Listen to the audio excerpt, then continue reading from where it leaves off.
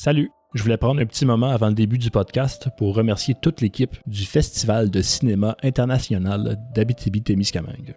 On a été merveilleusement bien reçus, ça a été une fin de semaine absolument mémorable. On a eu l'occasion de rencontrer une panoplie de gens qu'on admire et même d'avoir des entretiens avec certains d'entre eux, en commençant évidemment avec Pascal Plante, que vous allez entendre dans quelques instants. Bref, c'est un super beau festival avec une merveilleuse programmation à chaque année. Bonne écoute!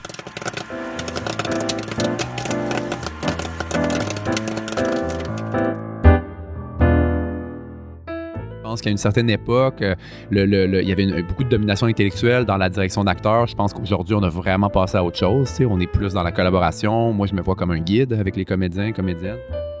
Pascal Plante est réalisateur et scénariste du film Les Chambres Rouges. Moi, comment je le vois, c'est que c'est un peu... Les Red Rooms, c'est un peu une légende urbaine du web. Il y a un fond de vérité, mais c'est très mystifié autour. Charles Riendeau est souvent décrit comme étant pseudo-intellectuel. Et moi, Hugo Galipeau, j'ai lâché 2 bacs en cinéma. Comme dans une salle de cinéma, nous sommes dans le noir, avec du beurre.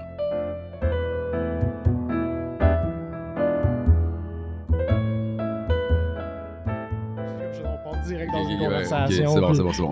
Repars-moi, puis on est là. C'est ça. Fait quoi, ton expérience du festival, t'as-tu des choses que t'as aimées jusqu'à là? Tout était à la Watch aussi? Ouais, c'est ça, okay. C'est ça. La Watch qui était un grand mystère pour moi, je dois avouer. Je pense qu'il y a plein de gens qui... c'est encore un grand mystère pour eux. Tu sais, dans le fond, puis c'est dans... tu sais, la Watch, de ce que j'ai compris... En fait, je viens de le vivre, fait que j'ai tout compris maintenant.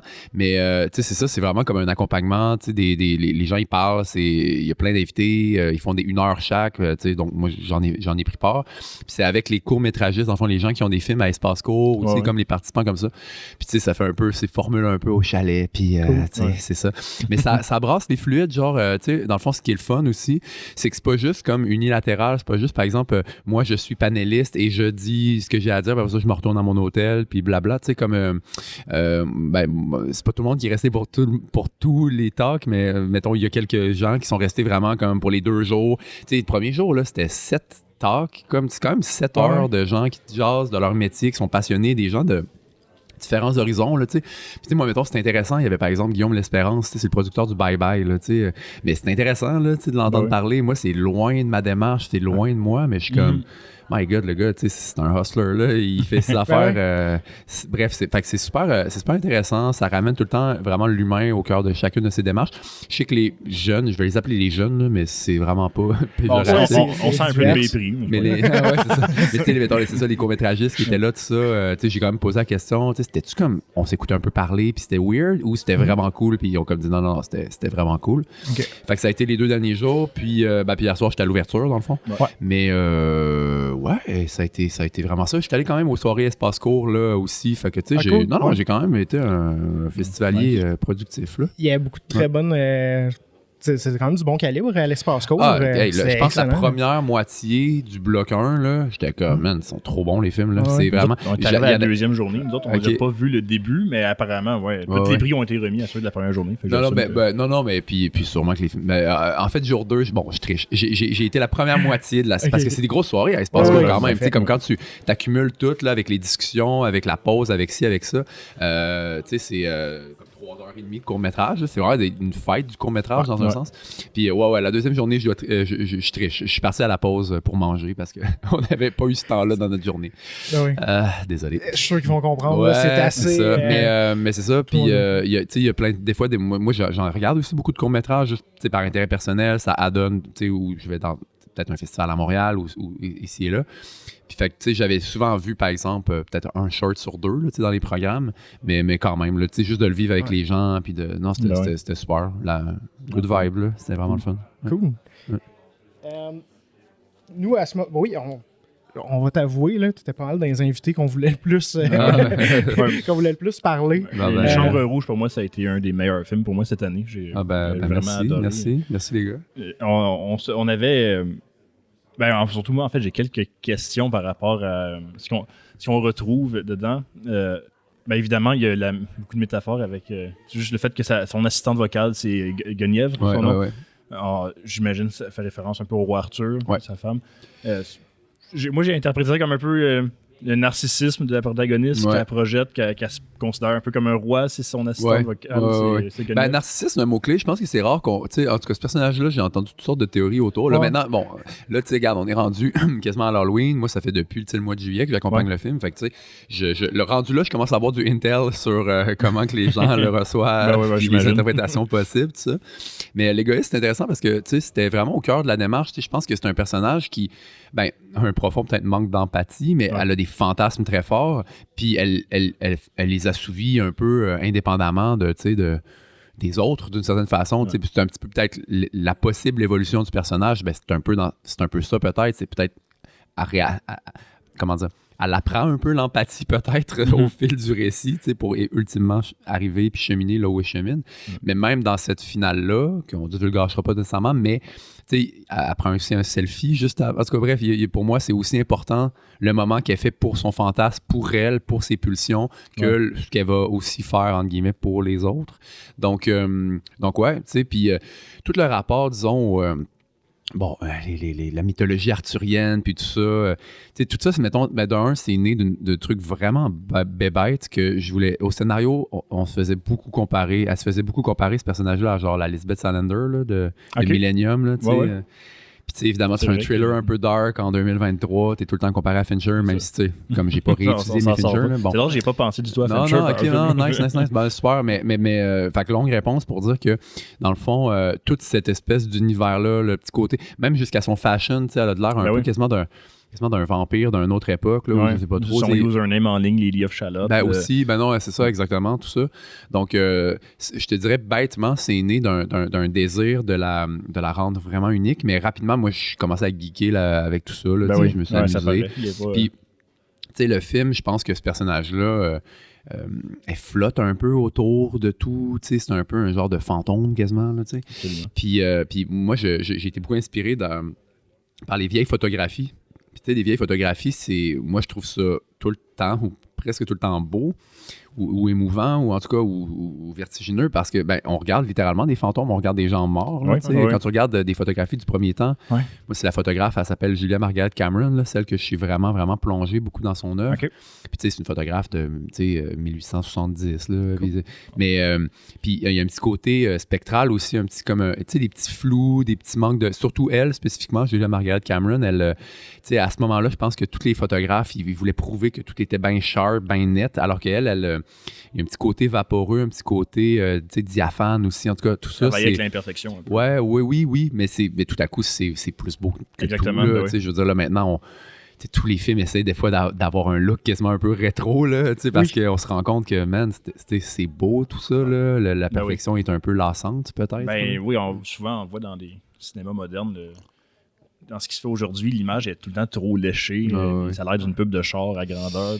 Ça peut être ça. Je veux dire, comme par exemple, mettons, où, là, je suis dans une grosse réflexion parce que là, je travaille sur un film d'époque, mais par exemple, un des meilleurs films d'époque des dernières années, mettons, Portrait de la jeune fille en feu, Claire Maton, la DOP, elle a dit non, nous, on va assumer le numérique. Elle tourne en 8K avec je sais pas quoi. Puis ça paraît, mais comme ça redevient radical dans l'autre sens. Puis ça, c'est intéressant. Mais l'espèce d'entre-deux où ça a l'air de tout et n'importe quoi, tu tournes clean en numérique, tout ça. Surtout, mettons, pour un film d'époque, là, tu vas avoir l'air d'être au village québécois d'antan. Là. Ça marchera pas. Il faut que ça fasse partie de la démarche. Oui, mais il faut que tu aies envie de te fondre dans les images, de rentrer dans l'univers visuel. Puis il me semble que mes yeux voient le réel, là, fait que ça peut être le fun d'utiliser les cartes du cinéma, les focales, des optiques, des couleurs, je sais pas, là, quelque chose des outils à la disposition. Oui, c'est ça, qui crée un petit monde visuel, sonore, dans lequel on plonge, dans lequel on se perd.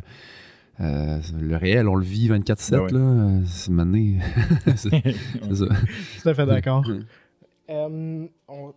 On a abordé un peu tes inspirations, fait que la photographie, tout ça.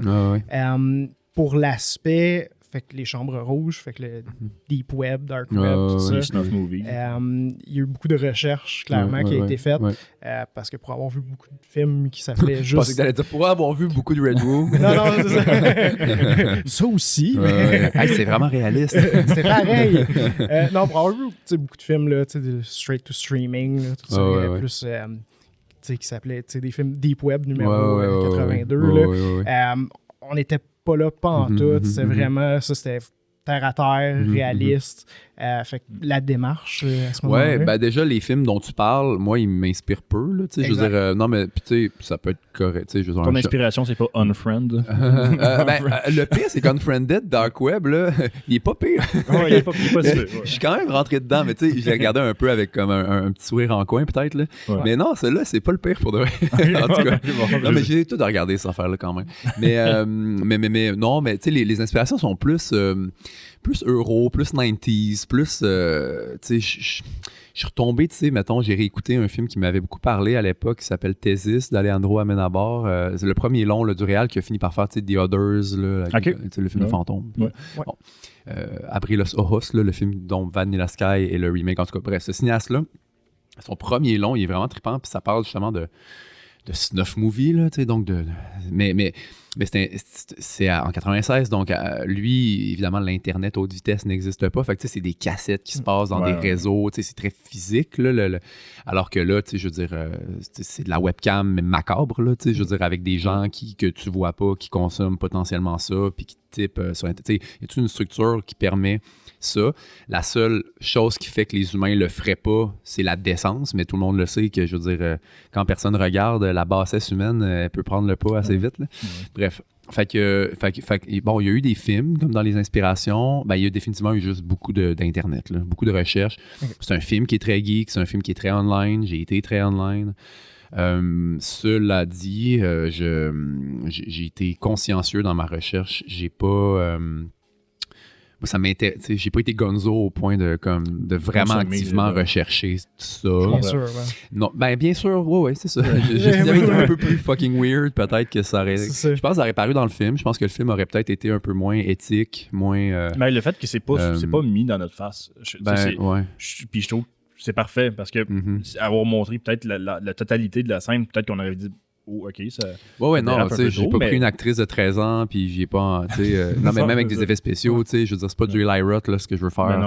J'ai pas envie, moi, de voir un bras arraché. Puis ça peut être. En plus, c'est drôle, parce que, tu sais, moi, je suis pas pudique, mettons, je regarde de tout.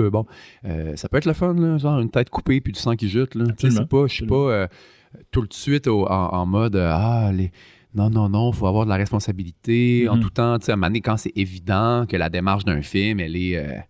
Tu sais, quand Tarantino fait ce qu'il fait, whatever, tu sais, c'est comme... C'est pas dommageable, ça, là. C'est pas la vraie vie, puis bon...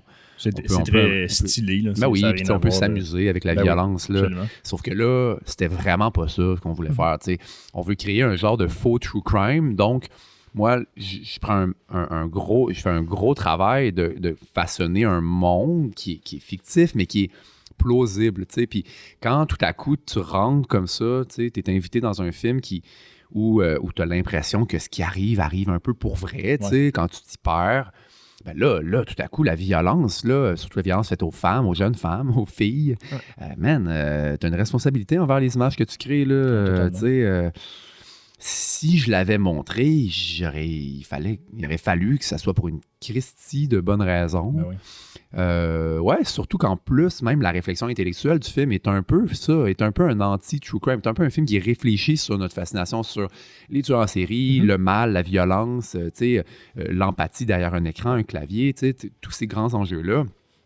Fait qu'après, il faut que je sois un petit peu irréprochable dans comment moi-même je joue ce jeu-là. Ouais, tu peux pas glorifier pendant que tu critiques les gens. Ben non, c'est ça, tu sais, ou être ambivalent, d'aller d'un à l'autre. Là, tout à coup, tu as juste, voyons, de quoi, tu sais, c'est quoi qu'il essaie de me dire, ce cinéaste-là, c'est quoi son point de vue, tu sais. Fait que, mais en même temps, il y avait quand même un réel désir, tu sais, dans un cinéma de genre, c'est un cinéma qui est généreux, c'est un cinéma qui s'adresse à un public curieux, aventureux, mais surtout lettré des codes, tu sais. Oui, ben oui. Fait que moi, il y a quand même juste un plaisir du geste, tu sais, de faire un film qui est, c'est souvent le mot un peu expressionniste, mais tu sais, comme c'est ça, là, tu sais, qui en jette un peu, puis qui quand même, on s'amuse, là, tu sais, c'est pas parce que, genre, mon point, c'est que c'est pas le côté, disons, social ou philosophique, je pense, qui est la première chose, ça, c'est un point de départ, mes réflexions, ils partent de là, mais ensuite, on va au cinéma pour avoir du fun. Puis, tu sais, je veux dire, de vivre une expérience un peu physique et intellectuelle, tu sais, cool, tu sais. Fait que, bref, à un moment donné aussi, c'est juste, on s'amuse, là. Moi, comme cinéaste, je me suis amusé à jouer toutes mes cartes, puis les spectateurs, ils sont capables d'en prendre, là, tu sais. Ben oui. Ça paraît... Le travail du son compense amplement pour le fait qu'on voit pas l'horreur se faire. Notamment, tu sais, puis ça, juste un petit mot là-dessus, ça rapport au son, parce que c'est une question qui m'a été quand même pas mal posée, mais moi, c'est pendant ma recherche, je suis tombé dans le rabbit hole des YouTubers qui font ça s'appelle les creepypasta, là, tu sais. Mais tu sais, t'avais une question là-dedans. Non, mais je suis tombé un peu là-dedans parce que... Puis j'étais comme, quand ils sont bons, là, une bonne histoire, là, tu sais, glauque, là. Ouais. Pour de vrai, j'étais comme, ça me foutait dans un drôle d'état. Ça rendait... Puis j'étais comme, hey, c'est quasiment plus efficace que 95% des films d'horreur que je visionne, genre. On a dit cette conversation-là, on pense en plein de la même façon. Non, mais exact, tu sais, fait que j'essayais ou même, sans nécessairement tomber dans les podcasts puis le YouTube, mais juste un freaking livre, là, tu sais, je veux dire, un bon livre, là, tu sais, c'est interactif avec le cerveau du lecteur, puis après ça, tu fermes ton livre, mais tu continues, tu sais, les images que tu as un petit peu, l'espèce d'interaction que tu as eue avec l'œuvre qui a fait partir ta machine cérébrale, ça reste un peu avec toi aussi. Totalement. Fait que d'une certaine façon, en tout cas, ça a été des outils, disons, pour que le film ait une genre de hantise additionnelle, là, de jouer un peu dans votre tête, puis le son notamment, via le travail sonore, c'est sûr. Justement, on a eu un peu la même réflexion là, par rapport au creepypasta, justement. Puis les Red Room, puis tout. Ouais. Le monde du web. Là, exact, le monde du web. Fait que c'est un peu, moi, comment je le vois, c'est que c'est un peu, les Red Rooms, c'est un peu une légende urbaine du web. Ouais. Il y a un fond de vérité, mais c'est très mystifié autour. Fait que, est-ce que tu as Fait que c'est ça, fait que j'imagine que tu as un intérêt là, pour ce genre de culture-là. Ouais, la culture d'Internet. Mais même jusqu'à aller flâner sur 4chan, voir un peu la violence, la misogynie online, c'est des choses quand même...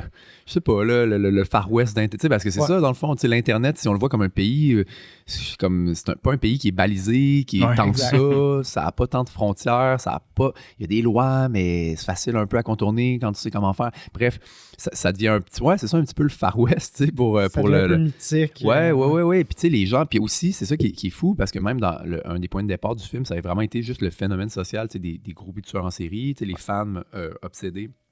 Je dis les femmes, il y a des hommes, mais c'est quand même très, très, très statistiquement majoritairement des femmes, là, donc pour le besoin de la cause, je veux dire les femmes.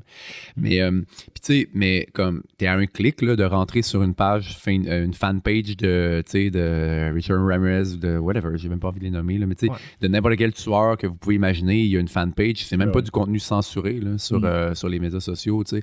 Fait que mon point, c'est que c'est comme si, en plus, tu as la chambre d'écho sur Internet. Il n'y a rien que je vais vous apprendre. Là, c'est des conversations que bien des sociologues de l'image ont déjà dit. Mais tu peux trouver ta communauté. Fait que tu crées un nouveau normal dans le sens, si moi, je like plein de pages de gens qui trippent sur des tueurs, par exemple, ou que je suis dans un gros groupe d'incels qui haït les femmes. Bon, peu importe c'est quoi le groupe ou le sous-groupe que tu arpentes, dans lequel tu crées un nouveau normal avec des gens qui pensent un peu comme toi, puis genre, hey, ça c'est un grand mot, mais je vais le dire pareil, on se radicalise vite, là, genre, quand t'es comme là-dedans, puis quand souvent, puis en plus, ça vient de la frustration, il y a beaucoup de détresse dans le monde, il y a beaucoup de frustration dans le monde, puis fait que l'Internet devient un endroit où on vente, puis c'est pas glorieux, là. Fait que ça, mettons, j'ai fait beaucoup de recherches sur ça, mettons, appelons ça The Internet, là, j'ai fait beaucoup de recherches là-dessus, puis je pense que c'est ça, je me plais à penser que ça paraît un peu, là.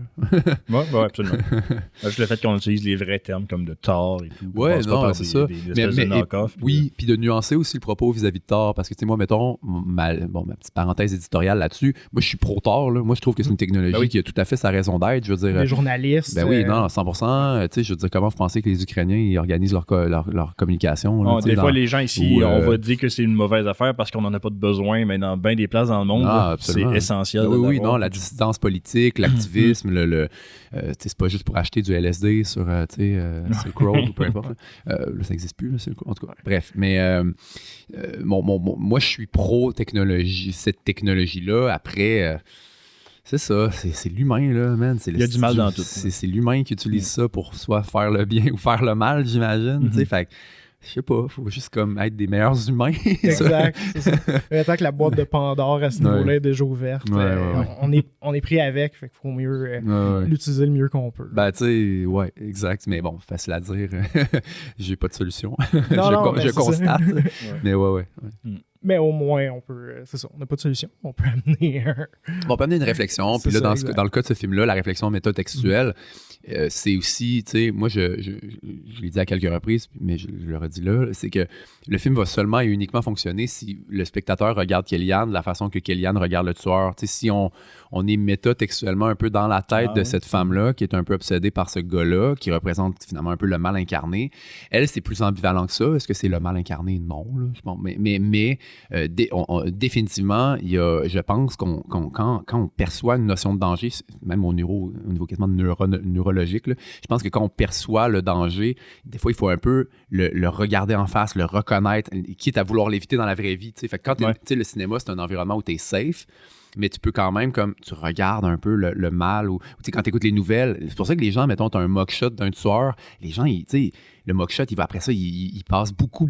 C'est comme si juste l'image, on a envie quasiment de comprendre sur les traits du visage de ces hommes-là, ou de genre, il est où le mal un peu. Le moins d'informations qu'on a, plus on a envie d'aller en chercher. Ben ouais, c'est ça. Puis c'est comme, je sais pas, hein, on peut pas, can't look away. Là, de la même façon que, je sais pas, tu sors d'un bar, 2 personnes se battent, c'est qui la personne qui va pas regarder le street fight? Là? Personne, là, tout le monde regarde le street fight. Curiosité morbide. Non, complètement. Qui est intéressante à explorer au cinéma, comme tu dis. Absolument.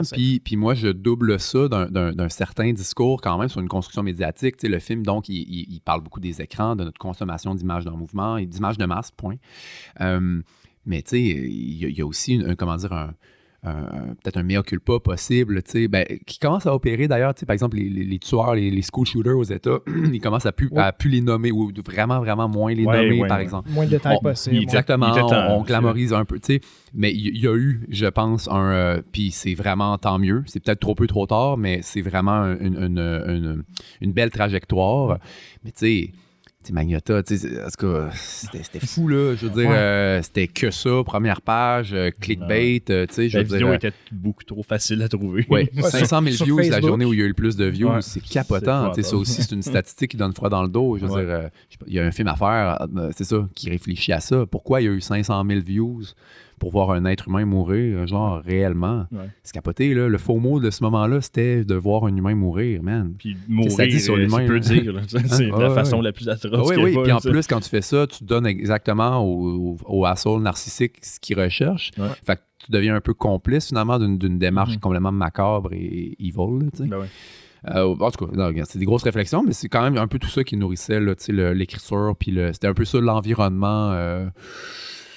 Ouais, c'est ça, autour de...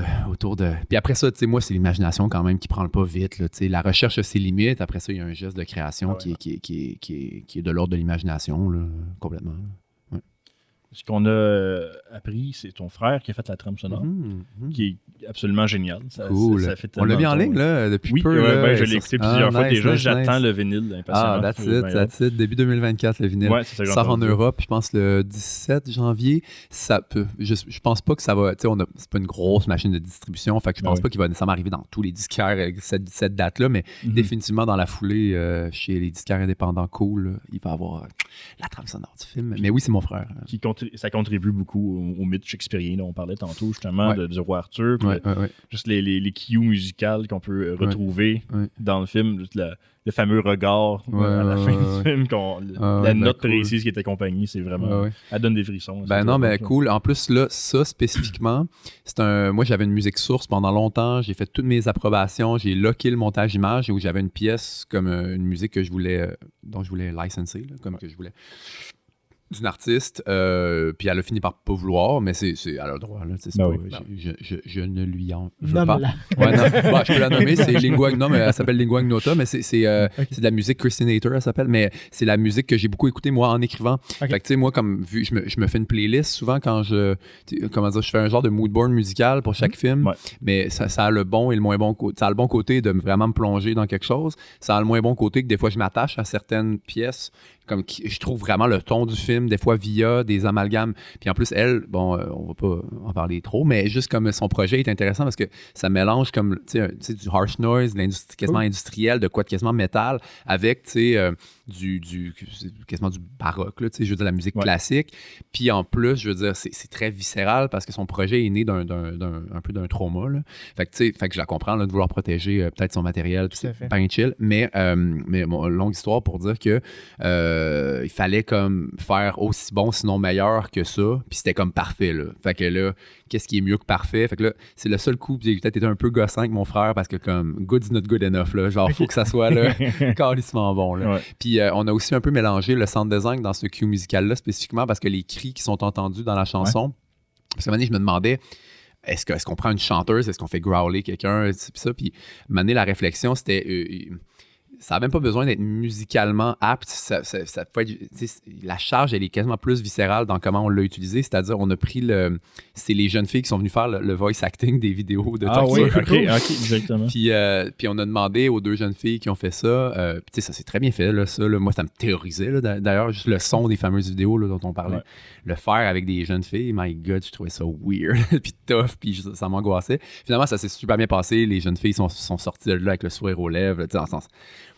C'est pas parce qu'on fait quelque chose de dark qu'il faut être dark en le faisant. Non. Il était déjà dans le bon mindset. Ben oui, là, on savait ce qu'on faisait, c'était safe, ses parents étaient là, j'étais pas tout seul avec une jeune fille. Tu sais, comme c'était pas dans une ruelle. Non, c'est ça, ouais, crie, tu sais, puis genre, je la torture pour vrai. Ben non, voyons donc. Tu sais, hein, on est en 2023. Moi, j'ai trouvé que ça paraissait, c'est pas très authentique. non, mais après, c'est la vraie job. Non, mais je sais que tu fais une blague, mais tu sais, mais faut que ça sonne authentique, sauf que, tu sais, là, j'y crois pas de. T'sais, on torture pas nos acteurs dans le sens. Mais ouais, ce que Kubrick faisait pour le Shining, on fait plus ça aujourd'hui. Je pense qu'à une certaine époque, il y avait beaucoup de domination intellectuelle dans la direction d'acteurs. Je pense qu'aujourd'hui, on a vraiment passé à autre chose. On est plus dans la collaboration. Moi, je me vois comme un guide avec les comédiens, comédiennes. Puis moins ils ont d'expérience, plus j'ai de responsabilité envers eux. Genre, je les couvre quasiment comme des petits enfants. Là, je dis pas ça pour les infantiliser, paradoxalement, mais comme je le prends sur moi beaucoup, comme quand j'ai fait un film avec des nageuses. Ils vont, tu sais, Catherine Savard, dans mon film précédent, elle est dans toutes les scènes du film. Elle n'a jamais fait ça. Elle n'a jamais vu sa face sur un pan de mur dans une salle de cinéma avec plein de monde.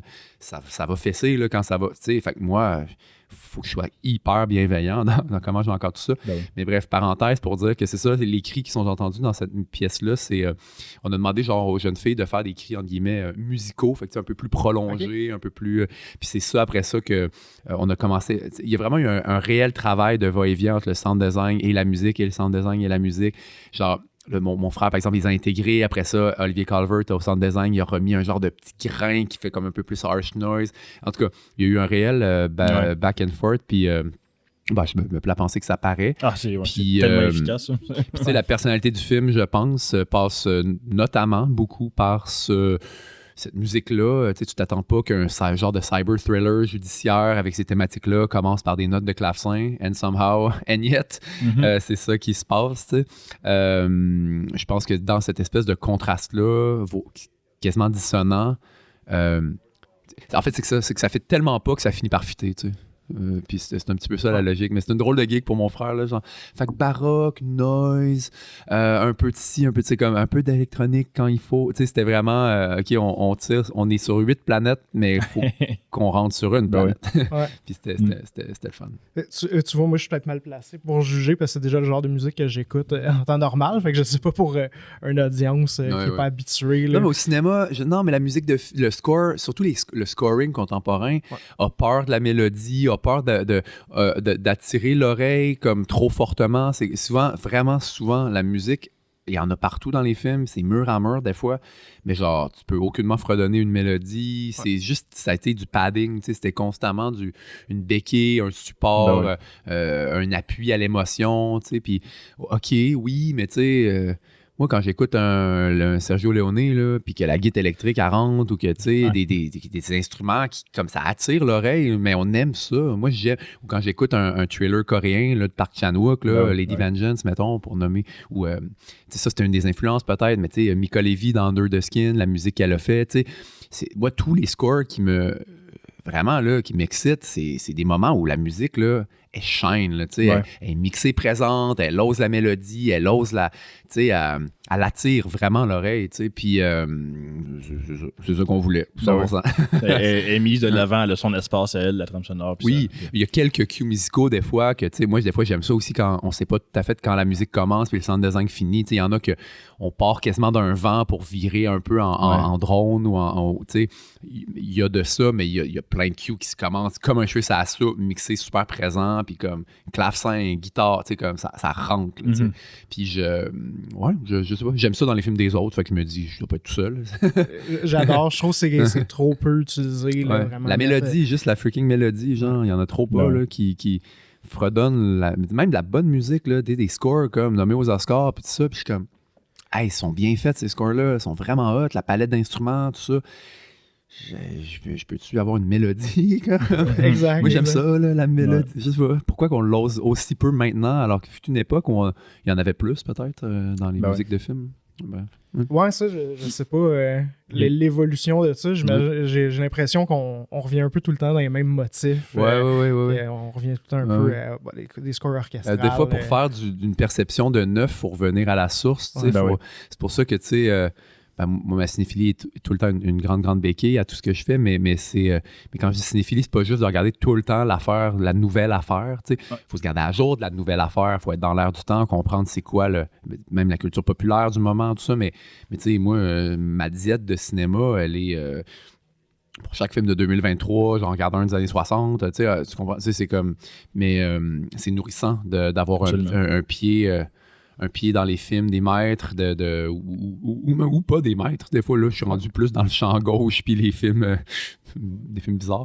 Mais, quel genre de films bizarres? Non, mais juste genre, je sais pas. On revient tout le temps sur le cinéma de genre, sur des films un peu... Ben ouais, non, mais tu sais, mettons, comme par exemple, si j'ai envie d'écouter un Dario Argento, tu sais, j'ai déjà vu Suspiria puis Profondo Rosso plein de fois, fait que là, je suis comme rendu... Mon point, c'est souvent, genre, je vais voir... Là, je suis rendu dans les films pas connus, des cinéastes connus, tu sais. Les pépites d'or qui sont là. Ouais, les genres de films un peu pétard mouillé, incompris. As-tu vu Dark Glasses d'Argento qui est sorti il y a peut-être 2 ans? Ben, celle-là, non, en plus, c'est ça qui est spécifiquement celle-là, je l'ai pas vu. Mais tu sais, mettons, en tout cas, là, cette année, en tout cas. Fait que là, j'ai comme du fun avec les runner-up de filmographie de cinéastes intéressants, finalement. Là. En tout cas. Mais ouais, puis tu sais, puis cinéma de genre, j'en ai regardé plus que jamais en pandémie. Je sais pas pourquoi. J'ai l'impression que je suis pas tout seul, je pense. Là. Il y a beaucoup de gens qui... on dirait le monde a regardé beaucoup de true crime, beaucoup de films d'horreur, beaucoup de... Pour des temps anxiogènes, on dirait que c'était comme le monde, il se réfugiait paradoxalement là-dedans. Ouais, un peu une release. Ça, c'est bien pire que ce qu'on est en train de vivre. Comme, hey, c'est dark le monde, mais ce film-là, c'est dark encore plus. Hein? Moi, ça a été Lars von Trier beaucoup pendant la pandémie. Ah ouais, Lars von Trier. Mais moi, von Trier, je me suis désabonné un peu. Dans ses derniers films, je comprends pas son geste de création. Je le trouve nihiliste. Là. Je suis comme, man, je m'inflige de quoi, là, à regarder comme... Ouais, faut être dans l'état d'esprit compatible. À partir de... Pas d'Infomaniac, à partir de... Voyons l'autre d'avant, là, celui avec Charlotte Gainsbourg, là, avec Willem Dafoe, là. Voyons. C'est l'Infomaniac. Non, Antichrist. Antichrist. On dirait qu'à partir d'Antichrist, je suis comme... Il est bien fait, le film, c'est un grand maître, mais je suis comme... OK, wow, là. Je pense que ce gars-là, il est depressed, puis que...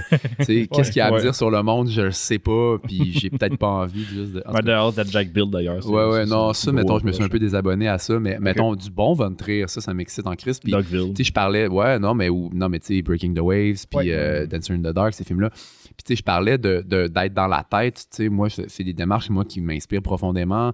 Tu sais, c'est les Michael Haneke, le bon Von Trier, tu sais, ils savent en crise ce qu'ils génèrent comme stimuli, ils savent en crise comment c'est perçu par les spectateurs. Puis ils jouent au diap. Tu sais, t'es sur une note avec eux autres, puis ils décident de, tu sais, il t'amène où il veut, là. Il pilote complètement, il est dans ta tête, puis il te pilote, puis il t'amène, puis des fois, en plus, il te fait cheerer pour quelque chose, puis là, ça arrive, puis t'es comme, je voulais ça, c'est donc bien weird. Tu sais, puis, tu sais, Funny Games, c'est un film génial par rapport à ça, mais Dancer in the Dark aussi, t'es comme, tu cheers pour elle jusqu'à temps qu'il y a une scène médiane qui arrive, puis t'es comme, c'était horrible. Puis là, c'est comme, là, t'es full ambivalent par rapport à ce que tu viens de vivre. C'est ça, mettons, ça, c'est des démarches intellectuelles qui m'inspirent énormément. De rendre l'auditoire complice de quelque chose d'atroce. Ouais, c'est ça. Mais tu sais, dans mon film, à un moment donné, ça fait weird, parce que je pense que les gens, il y a une dichotomie entre, pour que le film avance puis soit satisfaisant, il faut qu'il y ait des fois des affaires horribles qui arrivent. Mais quand tu as créé une logique où, là, l'affaire horrible arrive, puis c'est vraiment horrible, là, en tant que spectateur, t'es comme, c'est un peu bizarre, justement, que j'attendais que ça se produise. Tu sais, de cheerer, par exemple, pour que le personnage voit une vidéo de meurtre d'une jeune fille de 13 ans, c'est un peu bizarre, mais t'as comme envie qu'elle la voie, la vidéo. Fait que en tout cas, c'est un jeu que je me compare pas à Von Trier ou à Haneke, là. Je pense que c'est des grands maîtres, mais à mon échelle, humblement, c'était quand même un petit peu... C'était l'ambition, là. C'était ça que même jusqu'à Hitchcock, avec Psycho, il y avait une démarche très similaire. Oui, c'est ça. Quand il se débarrasse de la voiture, puis là, elle arrête de couler à mi-chemin. Non! Mais Hitchcock, mettons, là, tu sais, faut revenir, là, une fois de temps en temps, au Vertigo de ce monde, là. C'est des grands films, là, tu sais, puis c'est des films qui sont le fun à discuter, qui sont le fun à interpréter. C'est pour ça qu'ils vieilliront jamais, ces films-là. Mais, alors que des fois, des films jetés après usage, que t'aimes bien, qui surfent sur un sujet trendy ou peu importe, ou ça peut être le fun, mais si tu les oublies, il n'y a pas de conversation. Tu sais, je voulais pas faire un film qui, je sais pas, jeté après usage. Là. J'essaie, encore une fois, à mon échelle, que les films, des fois, ils te donnent pas tout le temps ce que tu as envie qu'ils te donnent, mais il faut que tu rames un peu avec le film, ils s'en vont quelque part, puis à la fin, tu es comme, OK, tu sais, c'est ça, je suis allé quelque part, le cinéaste m'a amené quelque part, puis ensuite, tu y réfléchis. Puis des fois, tu as envie peut-être de revoir le film pour voir, OK, les indices. Puis pas juste le nouveau film. Je pense que, tu sais, il y a plein de monde qui me disent, j'ai revu, par exemple, Nadia Butterfly. Puis ils sont comme, j'ai vraiment mieux aimé ça le deuxième coup. Puis je suis comme ça, c'est le plus beau compliment parce que ça fait que peut-être il y aura une troisième fois. Puis peut-être que dans 10 ans, le monde va faire, oui, ce film-là, de cinéaste-là, j'ai envie de le revoir.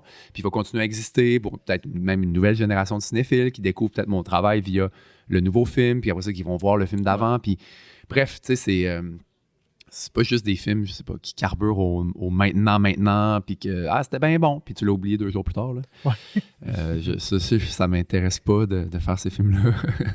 Bref, excusez, je passe sur des choses. Il y a c'est ça qu'on veut. Tu rends ça très facile. Bon, non, mais go. Question. Par rapport au cinéma de genre au Québec, souvent, il y a l'excellent documentaire de 2019, L'inquiétante absence, qui a traité de ça. Est-ce que tu as eu plusieurs refus pour avoir la subvention de... Parce que c'est un projet de même, des fois, ça peut faire peur à ça peut faire peur. Je pense que, écoute, on est souvent critique des fameux fonctionnaires, analystes, Sodec, Téléfilm, tout le monde. Mais je trouve que, attends, je vais leur donner une tape dans le dos, je trouve qu'ils font des bons choix depuis quelques années. Puis je trouve que, comme ça paraît, depuis cette année, mettons, là, il y en a pour tous les goûts. Ben oui, c'est vraiment varié, la proposition. L'offre culturelle est full variée, cinématographique. Puis, t'aimes pas mon film, tu vas aimer Le temps d'un été. Tu sais, c'est bien correct. Ouais. Genre, mon point, c'est...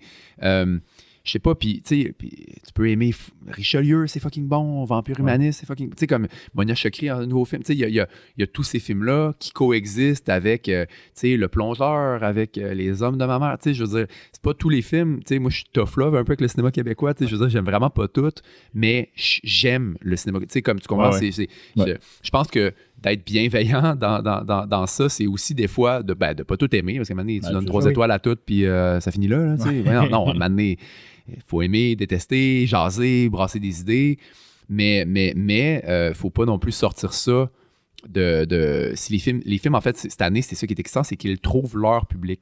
Puis leur public, ça peut être autant faire 2,2 millions comme Le temps d'un été, comme ça peut être nous à 320 000, 25 000, je sais pas. En tout cas, on est rendu à combien, mais comme les gens en parlent, trouver son public, c'est à différentes échelles. C'est pas tous les films qui parlent à tout le monde. C'est bien parfait comme ça. Anyway, moi, je pense que si on plaît à tout le monde, on plaît un peu à personne. En tout cas, c'est ma posture, en tout cas. Mais là, clairement, il y a tu sais, ces films-là, quand même, ont trouvé leur public. Puis je pense que ça va déstigmatiser le cinéma québécois. Ça devient plus un genre. C'est comme, moi, le cinéma québécois, 3 petits points. Non, tu sais, genre... ça veut plus rien dire si la proposition est tellement éclectique que genre tu peux ne pas aimer ce film québécois, mais genre man, écoute l'autre puis tu vas, ça existe plus le cinéma québécois, c'est 3 petits points. En fait, mais je vais le faire pareil, c'est pluriel et varié et éclectique. C'est ça en fait. Puis je trouve qu'on est particulièrement une belle année, et donc je trouve que la Sodec aussi peut-être et Téléfilm se sont ouverts à... à des trucs un peu plus au milieu, même si oui, les films du milieu tendent à disparaître, là, les genres de films. En tout cas, quand je dis films du milieu, c'est les films qui sont pas soit genre full auteur, comme full un peu hermétique, juste un peu de festival, et de l'autre côté du spectre, là, les grosses affaires qui sont by design faites pour du box-office. Ouais. Mais, je sais pas, ils comprennent que les films peuvent vraiment trouver leur public. Puis, dans des propositions variées. On n'est pas obligé de juste faire des comédies ou des drames. Puis, non, je sais pas. Genre, je trouve que ça s'est décomplexé. Puis, pour le plaisir des cinéphiles et de tous. Ben oui. Parce que ce qui était reproché dans l'inquiétante absence, c'est qu'il y a beaucoup de gens de la SODEC et tout qui disaient que le cinéma de genre, ça faisait trop américain. Mais ça a évolué, ça. Ben oui, il n'y a plus ce snobisme-là, je pense. Il l'avait encore pré-pandémie un peu, mais je pense franchement que ça a évolué. Je pense franchement, on est quand même un monde où, genre, Titan gagne la Palme d'Or. Là, exactement, c'est ça. C'est une belle surprise pour tout le monde. Ouais, non, mais c'était-tu le meilleur film du line-up, à mon avis, pas nécessairement, mais le message qui est lancé, puis c'est un film que j'aime, là, mais le message qui est lancé, c'est genre, ce cinéma-là, quand c'est bien fait, pourquoi pas? C'est de calibre à gagner ces genres de prix-là, puis ces honneurs-là, puis ça doit être discuté, pas juste entre geeks, là, c'est at large, largement, ça peut être discuté culturellement, là. Bon. Puis, mais est-ce que ça a été dur à financer? Moi, la réponse, en fait, c'est non. On est passé du premier coup à SODEC Téléfilm. Cool. Mais, je mettrais le bémol suivant. Notre dossier, il est en béton blindé, là, là où le film est très, très, très interprétable, voire le film a même des zones de flou, des zones qui sont, je pense, des cadeaux. Là, moi, je le donne en cadeau, ça, parce que après ça fait des discussions, puis les gens s'approprient le film, puis leur interprétation du film. Mais ça, t'expliques pas ça à la SODEC. Ce que t'expliques à la SODEC, c'est le personnage fait ça pour telle raison, pour telle raison, pour telle raison. Mon point, c'est mon dépôt SODEC était vraiment... je pense qu'il était le fun à lire, mais il était plate, beaucoup plus plate que le film final, dans le sens où tout était extrêmement expliqué et clair. Pourquoi elle se déguise? Ben, c'est pour exactement cette raison. Tu sais, vraiment, là, il n'y avait aucune place. T'en laisse-moi à leur imagination. Ben, non, exactement. Parce que, peut-être que je les sous-estime, là. Il y a plein d'analystes qui sont full cinéphiles, puis c'est pas contre eux spécifiquement, mais je pense que c'est tellement compétitif que dès que tu as un flou, c'est retenu contre toi. Dès que tu n'es pas clair, dès qu'ils ont une perception que tu sais pas exactement ce que tu fais, c'est potentiellement un turn-off pour eux, puis elle et eux, et c'est retenu contre toi, l'incertitude est retenue. Donc moi, je me plais à dire un peu, c'est un peu un cheval de Troie, c'est un film comme ça, au sein du financement public, parce que j'arrive avec genre, tout est là comme ça, blablabla, je mets même des labels là, comme Kellyanne, c'est une adrénaline seeker, c'est une hybristophile, c'est une ci, c'est une ça, tu sais, vraiment là, quasiment des diagnostics de genre... full clair. Mais après ça, je le sais là, que le monde, après ça, puis même comment je la filme, après ça, ça a l'air quasiment d'une entité spectrale. T'sais. Bon, ça s'explique peut-être moins bien sur une demande de sub. Ça veut pas dire de mentir. J'ai pas menti. Le scénario, il était pas mal le scénario que j'ai filmé et tout ça. Même que mon traitement cinématographique il ressemble énormément à ce que j'ai filmé, mais comme je les ai pris par la main. Là. Vraiment, vraiment, vraiment. Fait que, tu sais, ça a passé du premier coup, mais je pense qu'il a fallu faire ce travail-là. Ouais. Genre d'extrême clarté. Là. Ouais. C'est une bonne chose à savoir pour les non, mais il faut pas mentir, c'est ça. Faut pas comme faire ça pourrait être un turn-off, fait que je vais faire comme je vais faire mon scénario en secret, puis je vais faire ce scénario-là pour qu'il soit financé. Je fais attention à ça. Juste comme, je pense, mentez pas, mais juste ayez le discernement de dire OK, ça a le potentiel de déplaire, et donc je vais au sein de mes intentions, puis je vais me blinder, juste comme je suis conscient que tel choix est peut-être un choix audacieux, un choix singulier, mais voici, en guillemets, pourquoi c'est le bon choix pour ce film-ci. Quand c'est dit après ça, à un moment donné, ça devient quasiment mathématique. Là. Ouais. Puis à un moment donné, quand il n'y a plus rien vraiment qu'ils peuvent te reprocher, ils vont te le financer, ton film.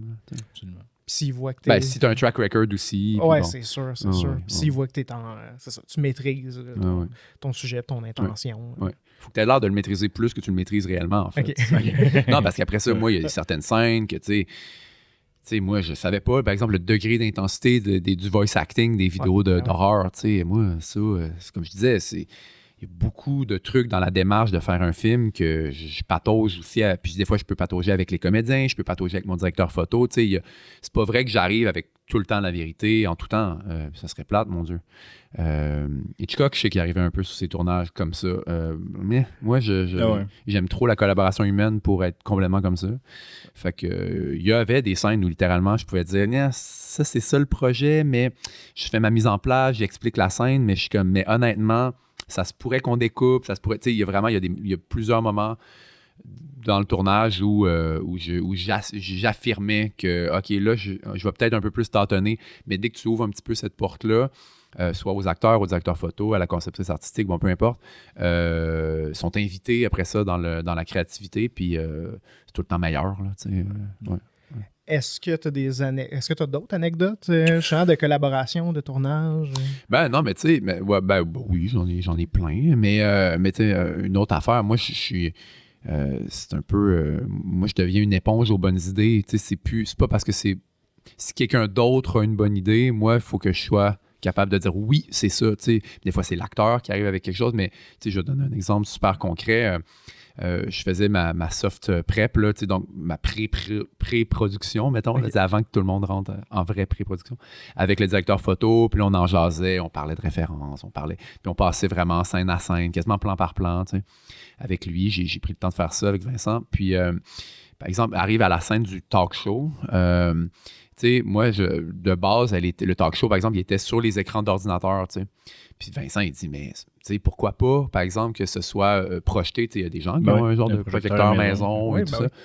Puis j'ai fait, mais tu sais, là, oublie ça, là, ça change. Oublie ça dans le sens, c'est positif, là. J'étais comme, oh my God, tu sais. Là, la scène que j'étais pas tant excité à faire, là, tout à coup, elle devient, là, wow, tu sais, elle devient... Plus dynamique. Là, non, oui, puis... Non, mais même le rapport de force, si la personne qui blaste Clémentine dans cette scène-là est grosse comme... est plus grosse qu'elle, même physiquement, hey, là, ça devient autre chose, là, c'est plus genre, je regarde...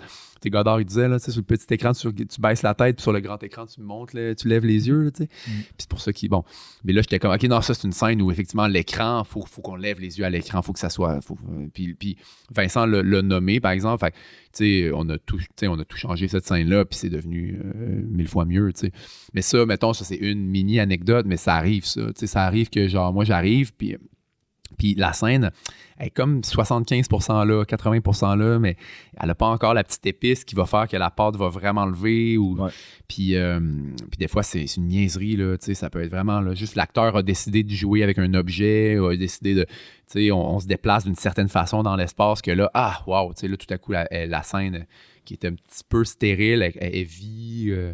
Ça, j'en ai plein d'anecdotes de cet ordre-là. Là, juste de comment on a réussi un petit peu à trouver la petite magie de plusieurs moments. Là. Puis ça m'arrivait moi-même, il y a une scène où le personnage Clémentine a dit, comment tu sais ça, Kéliane, comment tu sais ça, tout ça. Puis j'étais comme moi, en la lisant, j'étais comme, cette scène-là, elle peut faire full téléroman, poche, là, elle pourrait être full comme écrite, dialoguée, puis j'ai vraiment, ça a été du tâton plus avec les comédiennes, comment faut que je le dise pour que ça, pour casser le petit wannabe téléroman cheap.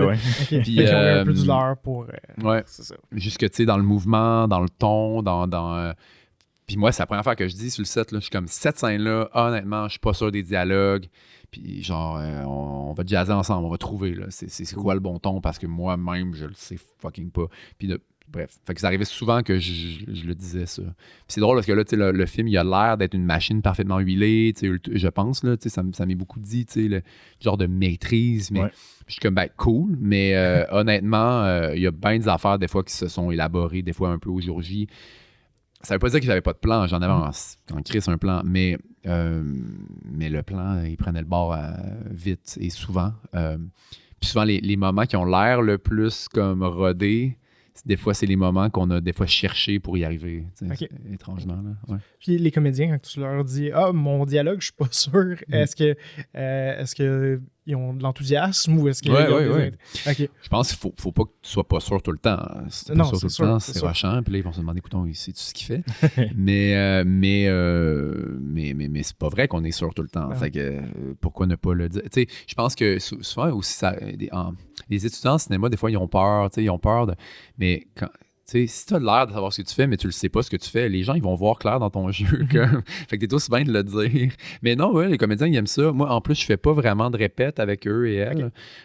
J'ai fait une lecture avec, c'est Juliette Gariepi, Laurie Babin, là, qui joue les deux leads.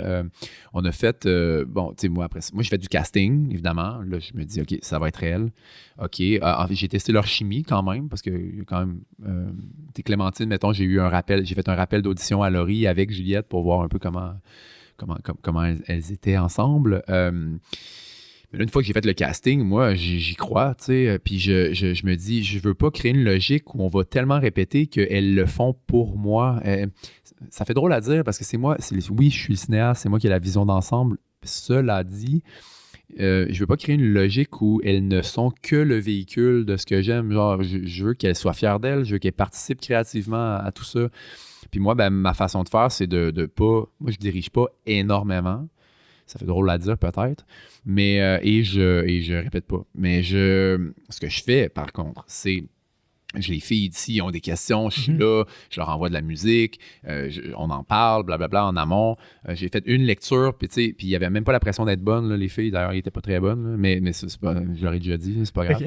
Mais non, mais à la lecture, c'était pas ça. Là, le but, c'était pas genre, hey, on va être bon là, on va l'impressionner là. C'était plus comme genre, on la lit, après ça, on en jase. Est-ce que c'est bien compris? Ah, ce dialogue-là, je suis pas sûr. On réécrit un peu, ça sonne un peu. C'est parce que souvent, quand les acteurs sont bons puis que ta réplique n'est pas atterrie, c'est de la faute de la réplique, là, bien souvent. Faut avoir l'humilité en tant que scénariste de se dire ouais non ça c'était mal écrit. Bref, fait que on a fait cette phase là de déminage, mettons, avec les comédiennes, mais après au jour J, moi on fait beaucoup de mécanique, tu sais, comme avant de faire la première prise par exemple, le balai entre la caméra puis le mouvement, puis tu sais, moi je veux absolument que ma première prise et puis ça va être vraiment bonne. Je dis ça parce que, tu sais, moi, des fois, j'entends des « Ah, on va filmer la répète » ou « Ouais, mais là, comme clairement, le perchiste, il est pas sûr de où se mettre, puis genre, il y a une chance sur deux là, qu'il va avoir un boom shadow ou que, tu sais, que la caméra va chier son mouvement de cam. » Tu sais, non. Moi, je vais mécaniser vraiment beaucoup. Mais je demande jamais aux comédiens de donner leur 100%. Je leur dis, donne-moi un 6 sur 10. Ou, OK, là, on est peut-être à la dernière mécanique. Fait que donne-moi un 7 sur 10. Juste comme, donne-moi juste assez pour que rythmiquement, on sache, comme mécaniquement et rythmiquement, on sache qu'est-ce qu'on fait. Take 1, là, c'est 10 sur 10. T'sais, là, tu me mets l'émotion, tu me mets l'intention. Acting is reacting, vis le moment. Tu sais, comme... j'arrive seulement à ça. Puis moi, en fait, je suis le premier spectateur de mon propre film. Tu sais, moi, j'en ai un moniteur d'en face, puis quand je dis action, je regarde un film. Puis quand je dis couper, je suis le premier spectateur. Puis moi, j'ai envie de le vivre, le petit moment magique. J'ai pas envie d'avoir tellement rodé la patente que on fait juste répliquer ce qu'on a déjà fait. Puis après ça, on recherche ce qu'on a déjà fait. Ça m'intéresse peu. Ce qui m'intéresse, c'est de... Puis des fois, en fait, puis moi, je leur dis tout le temps aux comédiens, je vous donnerai pas de consigne avant la première take. Genre, proposez-moi, parce que ça se peut que votre proposition spontanée, instinctive, elle soit meilleure que ce que moi j'ai en tête. Puis si c'est pas le cas, on va jaser, puis je vais vous guider. Moi, j'ai in my back pocket, là, j'ai tout le temps mon intention, tu sais, genre, si je l'avais entendu de même dans mon cerveau, on peut tout le temps se rabattre à ça. Tu sais, le blueprint, il est là, mais tu veux la leur sans influence. Ouais, c'est ça. Je veux qu'elles se surprennent entre elles. Je veux qu'elles... Fait que même je pense dans un film comme ça qui a l'air d'une machine très, très huilée, c'est assez surprenant à quel point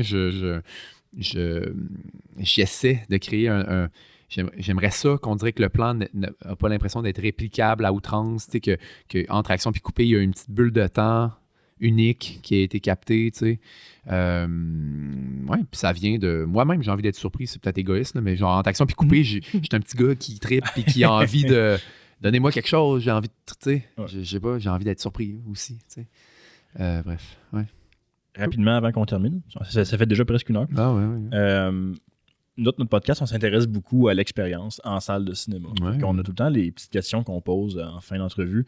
Est-ce que tu aurais une expérience préférée, une anecdote préférée en salle, un moment qui t'a marqué? Il y en a plein. Il y a pourquoi j'ai commencé à devenir cinéphile, que j'ai voulu être cinéaste. C'est né d'expériences que j'ai faites en salle. Tu sais. Mettons, voir Kill Bill à 13 ans, même si mon cinéma n'a rien à voir avec Tarantino, c'est un électrochoc parce que tu te rends compte qu'il y a des gens qui pensent les images qu'on consomme. Parce que tu sais, pendant longtemps, on dirait qu'on regarde des films puis c'est du hasard. mais tu sais, les acteurs ont de l'air de pas qu'il improvise, c'est pas la question, mais tu comprends, on dirait quasiment que c'est un algorithme. On n'utilise pas ce mot-là là, quand on est jeune, mais je sais pas, on dirait que les images qui nous sont proposées se font un peu d'elles-mêmes. Puis arrivent ces rencontres-là, électrochocs, où t'es comme, OK, non, il y a vraiment le cinéma peut aussi être une interprétation du monde qui est vraiment personnelle, qui peut être un peu en marge du réel, qui peut être comme, je sais pas, tu sais, les Wes Anderson, les Tim Burton, tu sais, tous ces cinéastes-là, c'est des cinéastes qui forment des cinéphiles de demain parce qu'ils font des films accessibles et c'est clair qu'il y a un auteur, un ou une autrice, un auteur-autrice derrière le geste. Fait que ça c'est excitant. Fait que tu vois, voir Kill Bill un peu trop jeune comme ça, de sortir de la salle, de faire c'était le pire film que j'ai vu de ma vie, puis 3 jours plus tard d'en jaser encore, puis de faire non, c'était probablement le meilleur film que j'ai vu de ma vie finalement. Ça, c'est trippant. Fait qu'il y a eu ça, mettons, adolescent, préadolescent, ça a été ces rencontres de cinéma-là. Moi, mettons, puis après, tu tombes vite dans le rabbit hole. Tu sais, moi, voir un cachet justement de Michael Haneke, puis de ne pas vouloir aller chez nous pour vouloir jaser dans le lobby du cinéma, d'interprétation, de comment on a vu. Est-ce que tu as vu quelque chose? Est-ce que tu as. Tu sais, c'est cool ça. Voir après ça Inland Empire, puis de rien fucking comprendre. Mais encore là, avec mon petit frère, mais d'en jaser toute la marche qu'on a faite au retour chez nous. Toutes ces expériences-là, puis ils sont beaucoup plus. Même si dans une année, je vois beaucoup plus de films à la maison, j'ai beaucoup plus d'expériences marquantes via des films que j'ai vus en salle. Fait que, comme, je pense que, c'est ça le romantisme de la force de la salle obscure puis de l'image sur grosse comme un pan de mur. Puis, te souviens-tu du premier film que tu as vu au cinéma? Non, c'est triste, mais non, je m'en souviens pas. Non, je m'en souviens pas. Mais après, c'est ça. Puis après, il y a eu d'autres rencontres de cinéma, mais tu sais, je finis un mini peu mon parcours. Mais tu sais, après, c'est vrai que j'ai eu des cinéastes que j'ai juste vus chez moi ou tout ça. Tu sais, Cassavetes, par exemple, quand j'ai découvert le cinéma de John Cassavetes, c'était A Woman Under the Influence que j'avais juste loué au club vidéo. Après, il y a quand même, le club vidéo c'était quand même un lieu sacro-saint, là, tu sais, puis de se passer des films, puis tout ça. Fait que je mettrais le simple bémol. Évidemment, je suis un apôtre du cinéma en salle, mais quand tu tombes dans la cinéphilie, rapidement, tu tombes un peu dans le circuit de genre, on se passe des films, puis juste... Là, maintenant, ça s'est dématérialisé, mais je pense que ça reste, tu sais, c'est comme encore du « Hey, j'ai vu ça, va voir ça », tu sais, que ce soit du monde qui sont crinqués sur Letterboxd à cette heure, tu sais, peu importe, mais ça existe encore, je pense, cette espèce de... Rapidement, parce que tu as forgé ton amour du cinéma, souvent via des expériences en salle, assez vite, tu commences à binger, puis comme, tu peux pas binger au cinéma, là, sur grand écran, fait rapidement, tu rentres comme...